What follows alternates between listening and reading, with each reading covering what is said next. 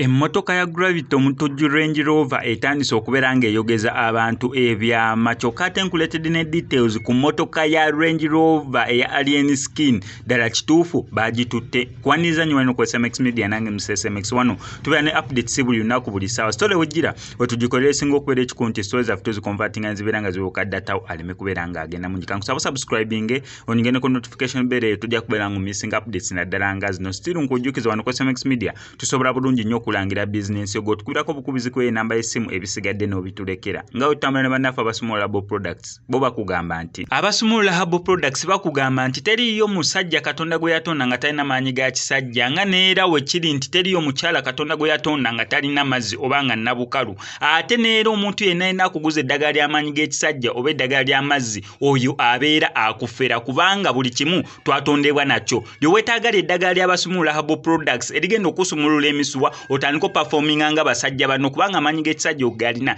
naawe omukyala eddagala ly'owetaaga erya Absumul Herbal Products erigenda okusumulula emisuwa otandika ofuna amazzi kubanga amazzi go watondebwa nago bakubireko ku enamba y'essimu bajja sobola bulungi nnyo okukola delivery wonna onoobeera oli oba okumanya ebisingawo sigo omukyala wenna nga bakuyita nabukalu aiza ensonga nafunye okubasumula Herbal Products ate gwe omusajja nga tomalaako balina kye bayita horsepower bagenda kuwa eddagala otandika okwenyumiza mu kubeera omusajja abakyala balina eddagala lya tight balina sweetener balina ery'amazzi kwegamba gwe bakubire kubizi kwe namba y'essimu bajja sobola bulungi nnyo okukola delivery wonna onoobeera oli. Esika tutandike n'emmotoka ya Range Rover eya Gravity Omutujju. Gravity Omutujju yaguze emmotoka ekika kya Range Rover neera olwabadde lunaku lwaggulu n'agiteekako personalized number plate eno gye yeewaanye n'apostinga n'agamba mbu emmotoka ye agitaddeko personalized number plate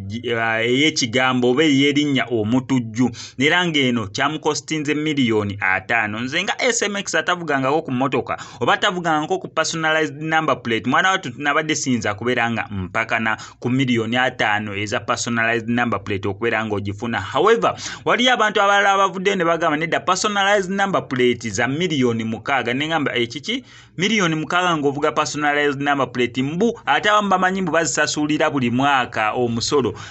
Omuntu omu n'avaayo n'atutegeeza nga batagisasulira buli mwaka musolo ne ngamba $6,000,000 nga ntono bannayuganda nga baagala okubeera nga bali eswaga n'ebisigadde ng'ebyo kijja kitya okubeera nga $6,000,000 buli omu tavuga personalized number plate webeera nga terina nnyo obukwakulizo bulinga obwo mwana wattu naye okusinza ku information gyenfuna n'abamu abasaakinze ku Google bagamba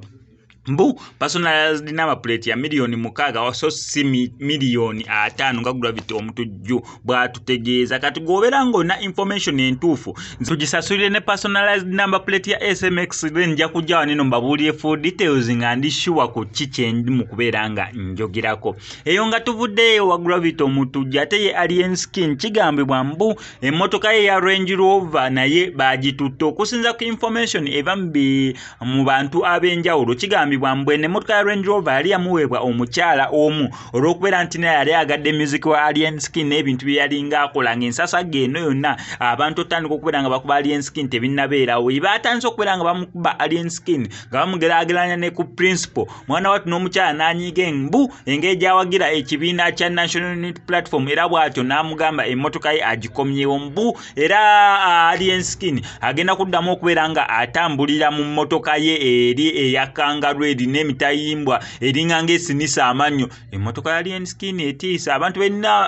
bemmanya abalina ku mmotoka ezitiisa Alien Skin n'emmotoka ya Moto Mbalanguzi oba yagikanika yagitereeza Moto Mbalanguzi alina emmotoka ye eya green erimu ebitulituli eno wansi wogiyingira munda bannange amoti ne wano ku SMX Media ffe tukikola obeera onyumiddwa stories zaffe kankusaba subscribing onyige ne ku notification bell tujja kubeera mu missing updates naddala nga zino.